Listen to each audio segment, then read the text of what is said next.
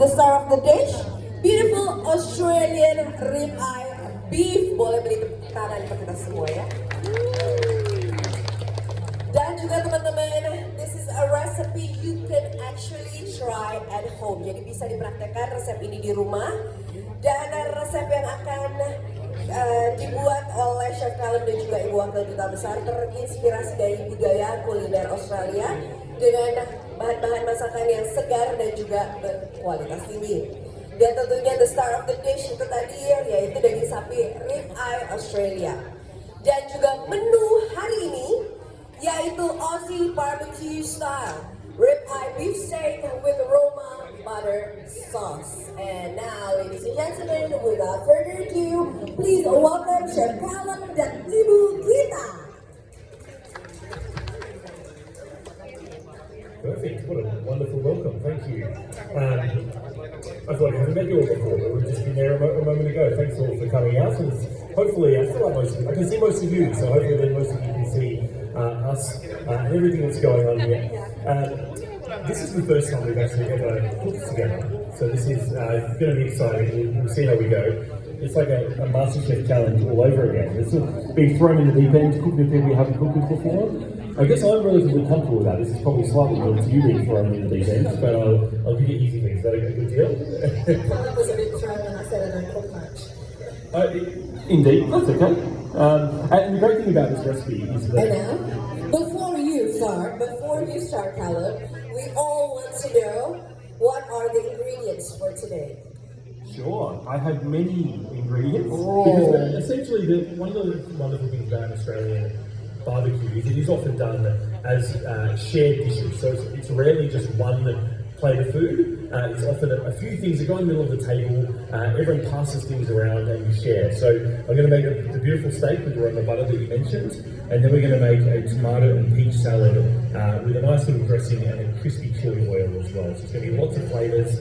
I've got some dry ingredients here for my chili oil. I'll get into that in a moment, and then we can run through the salad as we go too. But of course, the star of the show is the Australian stuff for I've got here. They're going to cook just a little bit later on as well. Okay.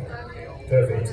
So, the first thing I'm going to do is start with a crispy chili oil. This is an amazing thing. This will be perfect on many Australian dishes and many Indonesian dishes as well. I've got a pan on some oil.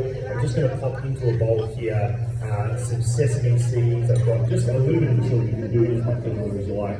Now, while I'm making this here, I might ask you if you can start making a dill sauce that we're going to serve with the salad. Oh, jadi saladnya. We've got our smoothie type already here. Yeah. What's going to go into there? I've got some silken tofu, maybe half of it, a one block. I've got here some beautiful dill, really aromatic herb. I might keep a little bit of that for later on to serve. Most of this dill could just be thrown in one go as well. So the tofu and the dill, and grab your spoon. We've got here some Dijon mustard, really punchy, acidic and fresh. It's going to go in. We've got some olive oil. And we might go some lemon juice and a pinch of salt. So you can essentially throw all those things in that blender, and then we're going to turn it on, give it a little blitz. Let's let it cook out for you too. Yeah, I think that's... Oh, that's the tofu. That's going to be perfect. So this is silken tofu with to add, sort of emulsify and bring together a really lovely dressing that's going to be perfect for this salad that we're making, but it'll be wonderful in many, many different salads as well.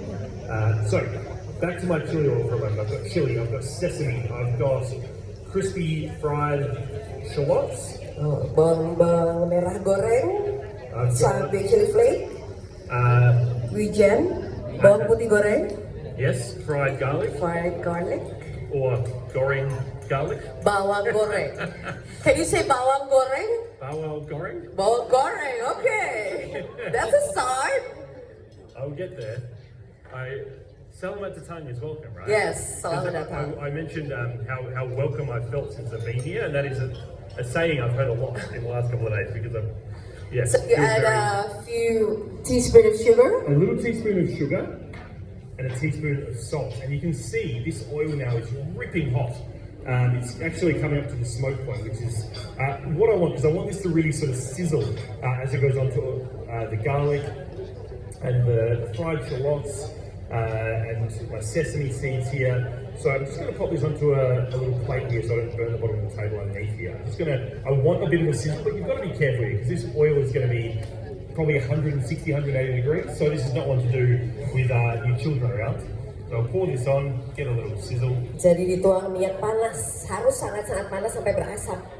Baru dituang ke campuran untuk chili oilnya tadi. Alright, lovely.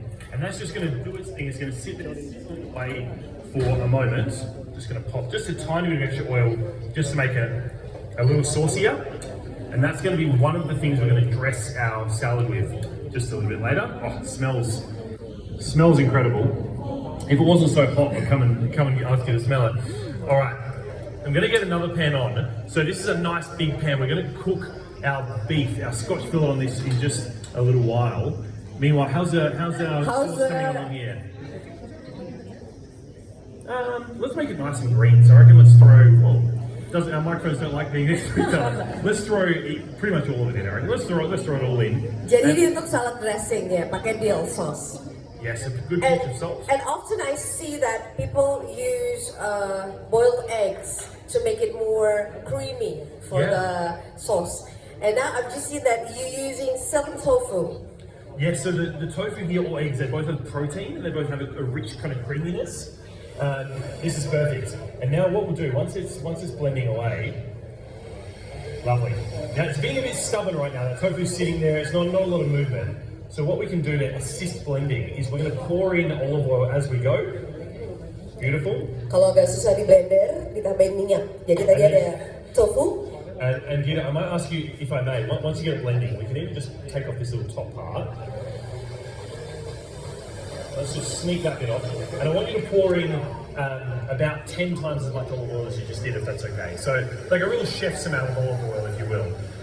Yeah, you can leave it blending if you like. And we just want to be blending as we're pouring that in. Perfect. We'll go in with, being a little stubborn, I'm going to pop in just a glug apple cider vinegar. Apple cider vinegar. So we're making this dressing. We've got some vinegar, we've got some olive oil, we've got our tofu, we've got our dill, we've got our blender that's being a little stubborn. It's making the noise of a blender, but it's not really making the blending sound of a blender. Does it appear to be moving? That's okay. Don't worry, we've got a very capable team here. I'm sure we can figure it out. Dan sedikit perangkum apa aja yang ada di sini. Tadi ada tahu, ada mustard.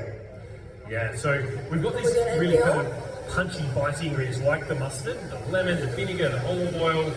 Oh, now that is a blended dressing. That's what we're talking about. I'm also going to add to this, I've got 2 cloves of grated raw garlic. So different kind of flavors going on, right? We've got the crispy fried garlic here with our chili oil. It's still very hot, I can't hold the bowl, but with our crispy little chili oil here. Beautiful. And then the raw garlic with the lemon, the vinegar, the olive oil. Yes. I reckon 3 more like that here would be perfect. Lovely. Now that is going to be absolutely beautiful. So that's going to be the base and what's going to tie together the most beautiful peach and tomato salad that I think we might make as our next step in this bowl, perhaps. If I do a little bit of the knife work, Nikita, would you mind kind of bringing my salad together? So I've got here a lovely tomato. We're actually going to do this first because in the bottom of the bowl, we're going to make a dressing that's going to be sucked up by all the next kind of ingredients we're going to do. So we want kind of 2 to 3 tablespoons of olive oil and 1 tablespoon of apple cider vinegar. That's going to be our base dressing that we're going to start popping out. You can just guess, by the way, or you can have a spoon. Both are correct. Yep, into our large bowl. And this is, I don't need to make that much salad right now, but this is a very much an Aussie barbecue thing, that everything is served in big bowls and popped in the middle of the table and so on. And this is something this style of eating is something you'll find in Australian homes when you have friends coming over or family coming over or celebrations. But I think one of the things I love about Australian culture is this is something that you see in public parks and playgrounds and areas where families hang out all over the country, where there's these free public barbecues where people are just cooking simple dishes and making big salads, bringing things along. The kids are running around and playing, and this is the kind of food that we might be doing that. All right, so for our salad, I'm gonna just get my tomatoes here into random sort of little, I'm just gonna hack it to different shapes and size pieces. I don't want it to be too perfect here. The more uneven it is in a way, the more it's going to help soak up the dressing. So we're going to almost kind of marinate our tomato into our salad bowl here with the olive oil and our apple cider vinegar. Is there any salt in here as yet? Perfect. Let's pop just a wee little pinch of salt in. All right. And that's going to get mixed together with a few things. We've got here some red onion we'll go in with. And then just while I'm chopping this white peach, perhaps you can pop in for me those chickpeas over there, maybe half of what you've got. We're going to go in with a few olives after that. Now I'm using a peach here just because it's a very Australian ingredient. They grow around my house. But I feel like Indonesia and Jakarta, I feel like you do fruit better than anyone else in the world, anywhere I've ever traveled. So you could absolutely substitute in any of your beautiful tropical fruits in this salad instead, and it would be absolutely beautiful. So Can we change the peach into, like, for example, apples? yeah, absolutely. Apple, anything that's kind of got a little bit of crunch, a little bit of crisp would be absolutely perfect here. So apples would be lovely. I'm just going to slice this up, and these guys are going to go in. And it's quite a nice thing to have in the one salad. Savoury things like our olives, for example, as well as sweetness, which comes from the peach here as well. A little bit of that kind of savoury harshness almost from the onion. It's a really nice way to sort of start bringing this together. I'm actually this is a little trick, probably not that many Australians do this part, but just a tiny bit of fish sauce. Yeah, because fish sauce and tomatoes are the best of friends. Fish sauce is very high in savouriness, that kind of natural umami from a 2-year fermentation process to make it. And tomatoes in their fresh form are incredibly high in that umami savoury flavour as well. So when you marry them together, it makes a lot of sense. All right, the final thing we're going to do with our salad here is then just pick in, we kept some of that dill from before, perhaps I could ask you to do this, just pick in little kind of bite-sized fronds on the top there would be absolutely wonderful. Now, with our steak, I've got this pan on. I really want to heat it for quite a long time, okay? So I don't want the beef to hit the pan and to do a process called stewing, which is if the pan's not hot enough, instead of getting golden brown colour, that Maillard reaction, that browning in the pan, like you would with a hot pan, a hot barbecue, a hot wok, for example, it's going to end up quite sort of grey in colour. So I'm getting this pan as hot as I possibly can. We're going to cook it relatively last minute, and then we'll rest it and serve it. So just before we get cooking, we're going to start making the sauce. Now, I'd be keen to hear your thoughts on this, Gita, but I think if you're having an Australian barbecue, whether it's in a park or at your house, a lot of Australians, honestly, would just use a sauce from a jar or from a shop, whether it's a tomato sauce, a barbecue sauce, a chutney or something like that. But it wouldn't be a very good cooking demonstration if I was showing you that now, would it? So I'm going to make a lovely butter sauce, which is taking that Aussie barbecue to a slightly fancier spot here. So if I add the ingredients here, if you wouldn't mind being my very important stirring sous chef here. And the wonderful thing about so I've got some softened butter in a bowl and some capers that we've just popped in. If you can grab the spoon, we're just going to start giving a little stir together. It's lovely and warm here. So in cooking, we often talk about room temperature butter that's softened and so it's easy to work with. And the room temperature here is perfect for butter dishes. It's sensational. So for our butter sauce, we've got some butter, we've got capers, that salty, briny sort of flavour. I'm going to go in here with some Parmesan cheese, which is similar. I don't want this to taste cheesy, but I'm seasoning it with umami, which is the same thing we did with the fish sauce with the tomatoes before as well. I've got some lovely parsley, which is going to freshen up the whole shebang. Salted butter, capers, and then Parmesan. Parmesan, yep. It's going to go in. We're going to go in with the parsley that we've got here too. I'm going to go with some lemon zest. So you get this really lovely sort of floral aroma from the outside with the lemon here, which I'm just going to graze in. Now I think I'll do a little bit of garlic. It's hopefully the thing about Australian beef is there's so much flavour that you don't need to do a lot to it. So we want this sauce to kind of enhance the flavour of the beef without detracting from it. At the end of the day, we've got a lot of space in Australia. We've got farmers that really care about the quality of and the livelihood of their animals and the quality of their craft and what they do. We've got these really high standards. I know it's been mentioned already today. That of course it's halal as well. So there's so much going for it, and you can tell even if I didn't know this was Australian beef, you can see there's the outside visible fat here, as well as these little layers of what we call marbling, which is that sort of intramuscular fat, the fat that's inside the beef there. You can see little white ribbons running through the beef there. And what that does is when you're cooking, it's adding moisture, it's kind of stopping the beef from drying out, and it's adding a lot of flavour as well. So I'm thrilled, Giddy, that you love the smell of this butter. It's going to be awesome, but we're trying to enhance, not to take away from that beautiful beefy flavour. So, might even just go, because who doesn't love garlic? Imagine using every part of this dish. Then we've got a couple of cloves grated here as well. So just to recap, this butter capers, our parsley here, lemon zest. I'm just going to sneak in parmesan. Yes, best sous chef ever. You got this under control. Yeah, it's I love kind of using little sneaky ingredients to add those layers of flavour. But when you taste this, you wouldn't go, oh, there's definitely parmesan in that. But you go, that tastes good. It tastes punchy. It tastes really full flavoured. What is that flavour? So it's little sneaky behind the scenes flavours. Obviously the parmesan is one. Now, this pan should be ripping hot by this point in time, which I can tell that it is. My oil is starting to smoke. Fantastic. And at this point in time, I'm actually not going to season this beef just yet. I'm going to season it after I cook it. Before that, it's just plain beef. This is just plain beef at this point in time. I'm going to get this in just because it's really nice and hot. It's actually perfect. So it's not going to be stewing, which is exactly what I wanted. Probably a good time just to double check, because I know originally I was going to be cooking outside. The smoke alarms are disabled in this area, right? I'll say that loud enough so someone from Doubletree can give me a nod at the thumbs up. Same. Yeah, because I'd be doing you a disservice if I didn't cook Aussie beef properly, and if I didn't cook an Aussie barbecue. This is what an Aussie barbecue looks like. But I'm sure some person very much smarter than me would have thought of this before we started. Now, I'm just going to season it gently now.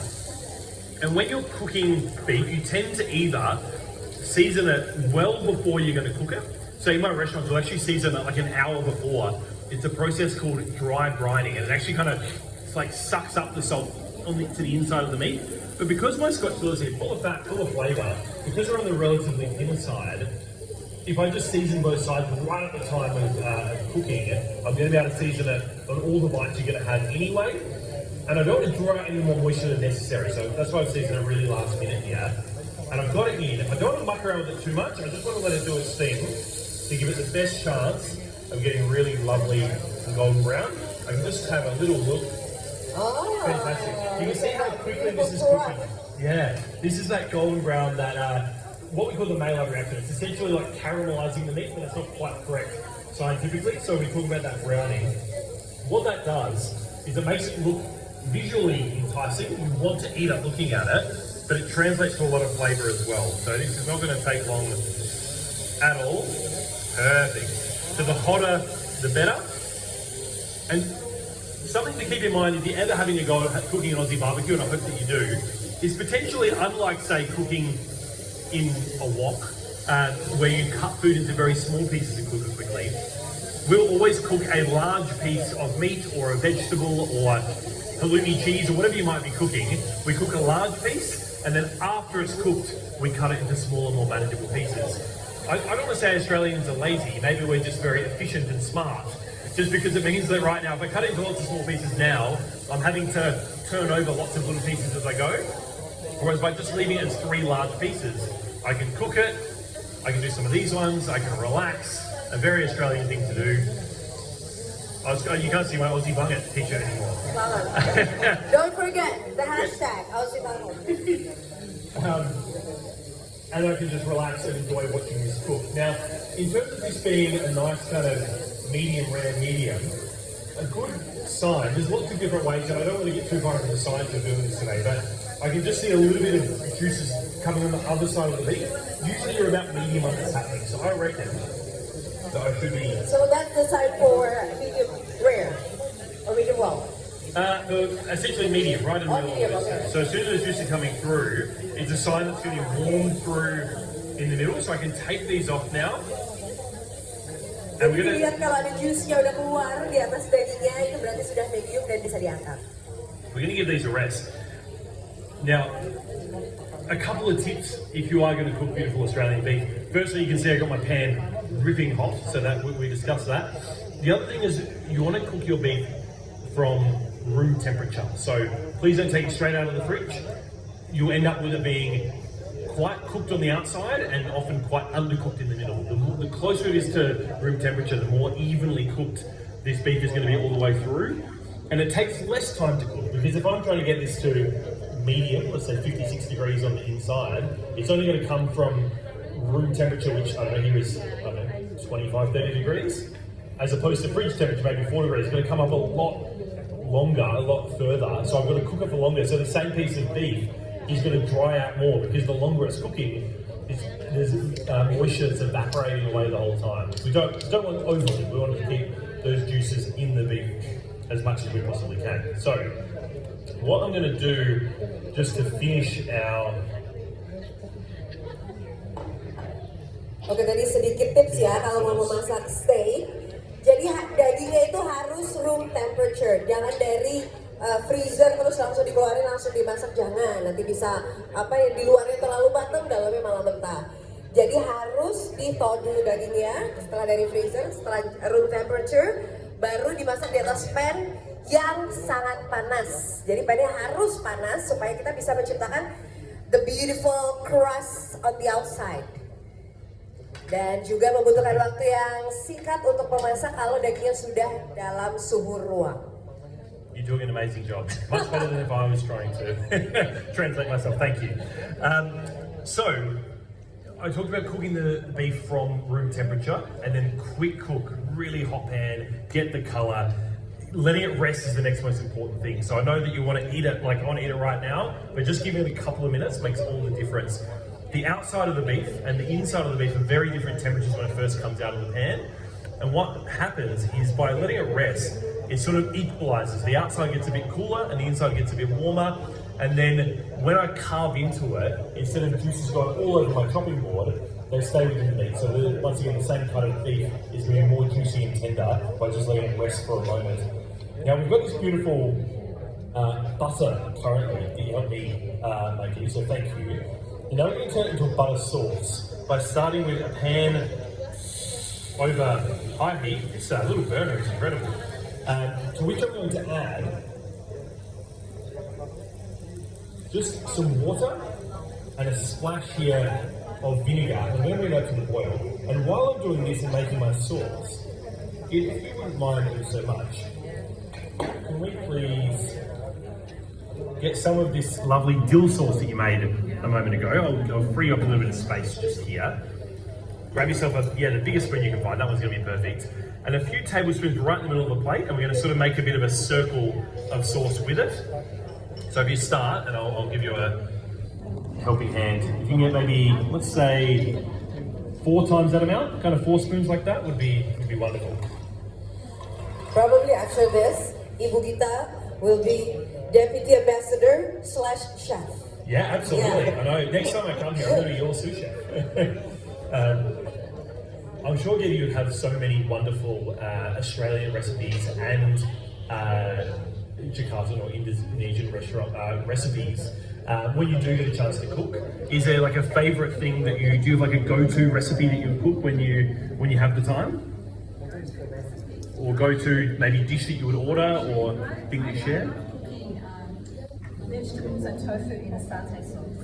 Oh, beautiful. Satay sauce. Fried tofu, vegetables and satay sauce. Amazing. I feel like satay sauce is the best. I feel like that. I feel like the peanut sauces here generally are the best, because the first day I was here I had gado as well, and that Gado. Yeah, like compared to sometimes Australian salads, gado is like just the most delicious salad ever, because it's got all the best things of a salad with all the best things of a really punchy dressing brought together. Amazing. So, have you still got your spoon there? Oh yeah, perfect. So what we're going to do next, we've got that dill sauce, remember, the mustard, the lemon, the garlic, the olive oil, the tofu, and we're just going to use our spoon and just make like as circular as we can. We're making like a little, almost like a little moat we're going to drop the salad into. So if you're just going to push that out a little bit to make a lovely little circle there. Biar cantik guys, presentasi is important. Okay, now I've got my little bit of vinegar and water here. I'm just going to add the smallest amount more of vinegar. This is going to be for our butter sauce. So the vinegar is there to bring some acidity, like a budding artist. So that's perfect. I've never seen such a perfect size circle for what we're trying to achieve. Sekarang kita akan bikin butter sauce. And so for the butter sauce, now off the heat, so we had a little bit of vinegar, a little bit of water, and now off the heat, I've just added some of that butter. I'm just going to sort of gently melt it. And the reason I'm agitating is we're trying to keep it emulsified. If you just melt butter, it goes very thin, which is not what I want. So I almost want this to be the texture of a gravy, a very thin satay sauce, if you will. So I'm just doing it very, very gently. And while I'm gently doing that, if you could take this, please, we're gonna just make like a little mound of it, kind of in the middle. And if you can do what my kids this morning weren't able to do, if you can try and colour within the lines. So we're going to try and keep with it. We've got our plate, we've got a little moat of our dill and tofu and mustard and olive oily, garlicky, lemony sauce. And then this tomato salad, remember we seasoned it with the fish sauce and then the olive oil and apple cider vinegar as well, olives and chickpeas, and that red onion in there just softened down from that vinegar as well. And of course that beautiful sweet peach that's in there too. And for the butter sauce, we can only use the apple cider vinegar or any kind of vinegar. You could use any vinegar you like, or even anything sour that you like. So, and it doesn't, think outside the square. Like when I say sour, of course, you could use a squeeze of lemon juice. But even I had this morning, I think it was like a wild passion fruit. It was kind of yellow on the outside, lots of black seeds on the inside. I posted it on my Instagram. Someone's going to have to tell me exactly what it is. But it's got like a sweet sour flavour, some juice like that. And then the butter in, do the same thing. We're just adding something to kind of cut through that richness of the butter. If I wander down there, is my microphone going to squeak and make a horrible noise? Or give feedback? Can anyone give me any feedback on that feedback? Okay, I'm just going to go for it. Try. If the microphone goes, I am very sorry for your ears in advance. So this is, you can just see really low heat. See, we've kind of got that creamy, you're starting to get that viscous kind of thing going on with that butter here. And so by having it room temperature and just letting it warm through here in our pan, we're keeping that kind of like almost like creamy gravy-like consistency. We're going to spoon back over the top of that beef once it's carving in just a moment. It's going to be absolutely beautiful, and that looks stunning. If we have even a touch of dill, which I reckon we do, we can go on with some final little flourishes of dill. Now, because my butter's being a touch stubborn here, I'm just going to get the pan back on. But the key is you've got to keep it moving the whole time. If anyone's ever made a mayonnaise or any sort of emulsification, you know what I mean here. But we've got to keep it moving, we've got to be gentle. And once it's nearly done, we'll take it off the heat. I'll just let the residual heat, so the leftover heat in the pan, do its thing. I reckon that's going to be enough. Beautiful. And then this crispy little garlicky number. Oh, the garlic, chili oil. Yeah, so it's like, exactly, little chili oil. Now because it's chili, of course, you don't want to go too crazy on it. You can do it as much as you like. Except you're Indonesian, of course. Yeah. Except you're Indonesian, because they tend to put a lot of chilies, right? So banyak pedas. Kalau kurang pedas, tambahin lagi. I feel like a lot of chili, but also like my kind of food, a lot of garnishes, generally speaking. Like lots of yummy stuff. You take something that's already good, and then you're adding more yummy things to it. I love it. I'm here for it. Okay, this sauce is pretty much there now, so it's the perfect opportunity to carve now our beef, which has been resting all the while. Now, when you rest meat, I talked about how we want to try and keep as much of that juice in the beef as we possibly can. you'll never keep all of it. You'll always get a certain amount that's going to come out. And I've got some of this juice here. So if you haven't made this before, it might look like a weird thing to do, but this resting juices is actually what is the foundation in French cooking for jus, for gravies, for sauces. So that's actually going to go in now. And what it does is bring like a beefiness to our butter sauce. Jadi tambahkan di butter sauce-nya. Beautiful. And you get that seasoning from the capers, from the parmesan. It's going to be really, really lovely. So that's going to get spooned all over the top in just a moment. And they're going to carve. Jangan lupa setiap masak steak itu dagingnya jangan langsung kalau udah panas-panas langsung dipotong, dimakan. Mumpung hangat. Nah justru jangan dimakan pas itu, tapi harus di rest dulu supaya jusnya itu lock di dalamnya gitu. Jadi itu mengikat mengikat rasa dagingnya itu sendiri. Kalau langsung dipotong nanti jusnya kemana-mana malah keluar. Okay, so we've rested. Rest. Carving now into kind of bite-sized pieces. Let's get this on my serving plate as we go. Lapar ya. Alright, let's pop that on. Are we able to, is someone able to taste it? Is that a thing? After this, Okay. we're gonna invite some people to taste. Amazing, how good. Alright, final little piece of beef scotch here. And you could use any kind of beautiful Australian beef here. I just think the scotch, because it's got the nature of the cut's got quite a lot of fat in it, so it lends itself well to staying nice and moist and juicy at this point in time. I'm going to now season it just one final time because salt and good Australian beef are best friends. Salt. And then we get that beefy, buttery, capery sauce that's going to go. Langsung dituang. That buttery, juicy sauce. Beautiful. Okay. And now, this is it. Probably you can hold the salad, Miss Gita. And dan rekan-rekan media boleh diambil foto dulu. Boleh ke depan mungkin untuk ambil dish ya.